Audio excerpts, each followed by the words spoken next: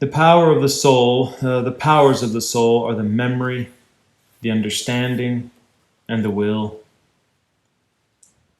And therein is the image of the Blessed Trinity found. This is a doctrine that comes from St. Augustine and then St. Bonaventure. St. Augustine and St. Blessed John Duns Scotus really takes his theology on the Trinity from this. The memory, the understanding, and the will.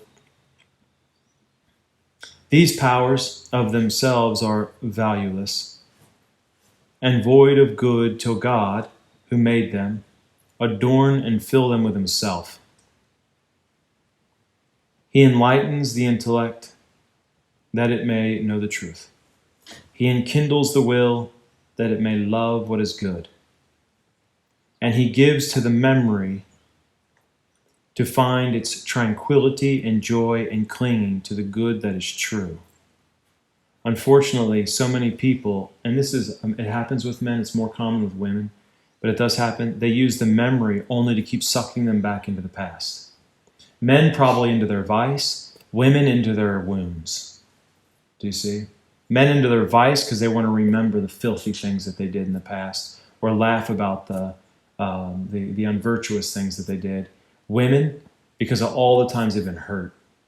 Maybe it's not always that way, but that's why you hear it come from women a lot more. The wounds, I've been hurt, and they just can't get over it because they dwell on it and fester and let it fester. They're doing the absolute opposite. They're using the memory. They're allowing the memory to be dominated by Satan rather than by God. Do you see? And remember that the memory always represents God the Father, the intellect, God the Son, and the will, God the Holy Spirit.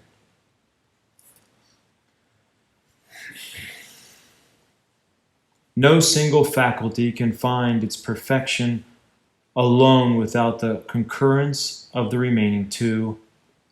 Thus, if the understanding fail, the will cannot love, for it lacks an object.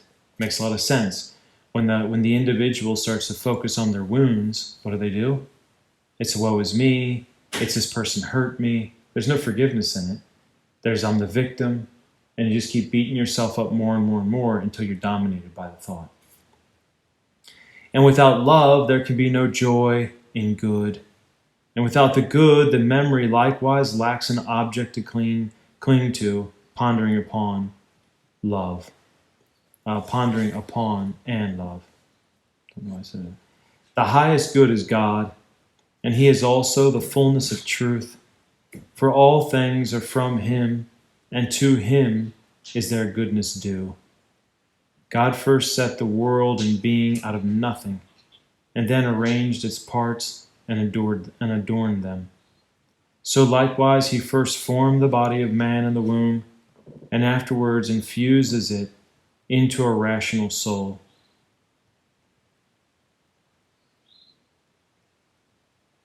Later, with the growing years, the power of the intellect, I'm just wondering if he's caught up in this. He first forms the body in the womb and afterwards infuses. You could still say that. Yeah. After the growing years, later with the growing years, the powers of the intellect increase. The will is kindled to activity, and the memory is roused to seek what may fittingly adorn and fill it. See that? It seeks what's fitting to adorn and fill it. And that's why anything that's not fitting, not just for the memory, but for the intellect, those thoughts that pop in our heads, if it's not fitting, it's a fly. You shoo away flies. So when you come to me and you're having all kinds of horrible temptations, what am I going to say to you? What do you do? What do you do when you have horrible temptations? They're thoughts. What do you do when you have horrible thoughts? You shoo them away. Don't focus on them. I got these third order members calling me and they had these crazy dreams. And I'm like, well, what are you thinking about the dream for? Well, some priest told them to think about the dream and find out what it means and stuff like that. I'm like, no, forget the dream. It was a dream, okay? So we try to fill it with things that are fitting. And when we have things that aren't fitting, we shoo them away. If you do this, you just become invincible. in some capacity.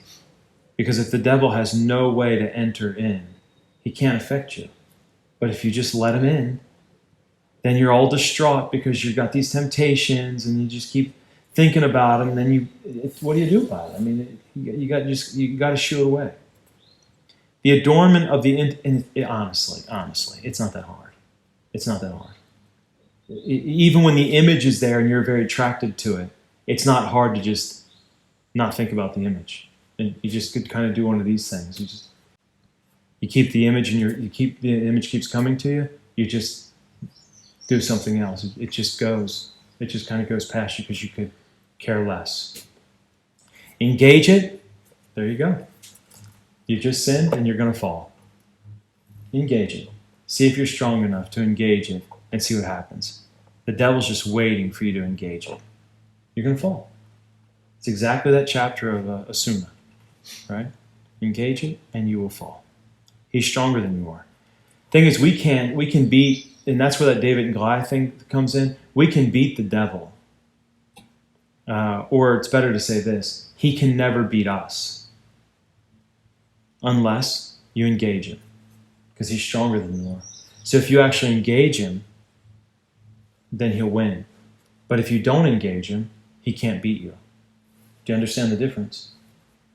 And that's the main point. I mean, that's what people forget about when they get all freaked out about temptations. It's like, well, what are you doing? I mean, the dog's barking. Just don't go stick your arm in his mouth. I don't understand why you're going to walk across the street, stick your arm in a German Shepherd's mouth, and get all upset because he just bit your arm. Yeah, that's what happens when you stick your arm in a barking German Shepherd's mouth. He bites you.